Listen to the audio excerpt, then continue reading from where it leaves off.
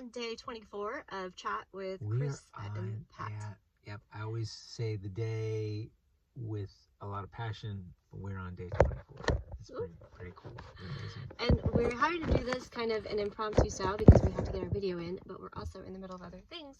So we figured, hey, you know what? Let's do this in the car, so you get this kind of like cool chiaroscuro effect. It sure is, isn't it? Yeah. Okay.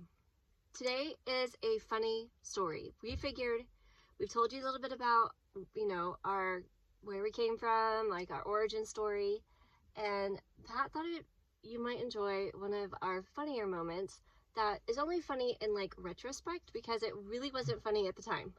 One of those days. And it's we call it our poop story. And so, yep. Buckle up. It's gonna be if poop grosses you out, just skip on past. Yeah, like baby poo, not like adult poo, but like baby poo. Baby poo. Just to it's probably not one you want to be watching while you're eating. Okay. Now with those disclaimers.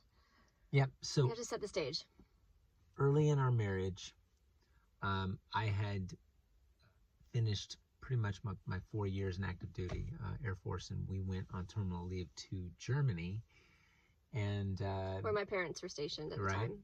And we went to a wine festival, and I did not know the wine.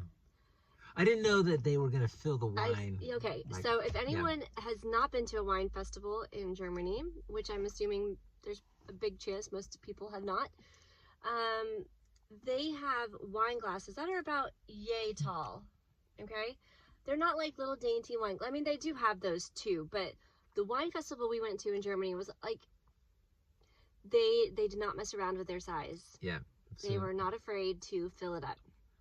And I am not a heavyweight. No, he's a lightweight. So am I. We both are. I can't complain. I mean, I can't judge. But I totally judged on this one because he was a hot mess. We could not find him, for starters. Okay? Let me just start with that. Like, it was time to go. We had 2 babies at the time. Okay, so we had the one that we were telling you that I was pregnant, and, we got married. And so we had a 3.5-year-old and an almost 1-year-old, right? Or was she over 1? She was over 1. She was almost, she was like 1.5. Okay, so almost 4-year-old, because it was in the sub. So almost 4-year-old and a 1.5-year-old. Yep. Our 1.5-year-old was very particular, way particular about everything. Yes. And she had just about enough. Just about enough, and she was letting everybody else around us know that she was done and she needed to go home. Meanwhile, Pat decided that he had to go to the bathroom, and we're like, okay, the bathroom was legit, like, from me to, I don't know, which is across the side of the street. You could see it, okay? You could see the building from where I was standing. I was very drunk. He was like, I was like, do you want someone to go with you? And he's like, no, I got this. I know how to go to the bathroom. Okay, well, first, I don't know what bathroom he went to. I think he lost his way between where we were and the building on the other side of the, like, little road thing. So we spent, I don't even know how long we spent looking for you. Wow, really? We spent a while looking for him. Oops. Yeah. and so by this point, our 1-year-old was like way done. No, not even like kind of close to being done, like way done. And she had a poopy diaper. So we were on our way to we were waiting for the train. We finally found him and went to the train station to head back because it was in a town away from my parents' house area. And so we took the train. We were waiting for the train on the platform. It was kind of empty. I mean, there was a couple of people down the platform, but it was relatively empty. So I didn't feel too terrible that my child was screaming. And but she had a diaper that was just needing to be changed. So I'm in the middle of changing a diaper, and I decided it would be my partner duty to no pun intended, while drunk, intoxicated, to help my partner, my wife, And so I got out the wet wipes and Yeah. I started. No, he was trying. You were trying to hand it to me. My hand was down there, and you're like, "Here's another one," but he put his hand in the poo. Like he misjudged the directions. I don't know. Oh God. And So he's I like, had baby poo all over my hand. and he was like, "Uh-oh, oops," and like pulled his hand up, and my hair. Okay, so I'm leaning over the stroller. Okay, at this point, trying to, and she's like wiggly. You know how a 1-year-old is. It doesn't want to be doing things. And so, and she's screaming, and so he's like, "Uh-oh," and he brings. I was like, "What?" And he brings his hand up, and the little bits of poo that he had on his fingertips then got on the strands of hair right here by my face because my hair wasn't back. So he went like this, and then poo got strands in my hair and like right by my face. And so it was, and it gets better. I'm like, "What are you doing?" Baby's crying. German people are starting to wonder what the hell is wrong with us. I got shit in her hair. And then he's my helper, y'all. He is my little helper. Because he didn't help quite enough with the wiping, getting the wipes to me.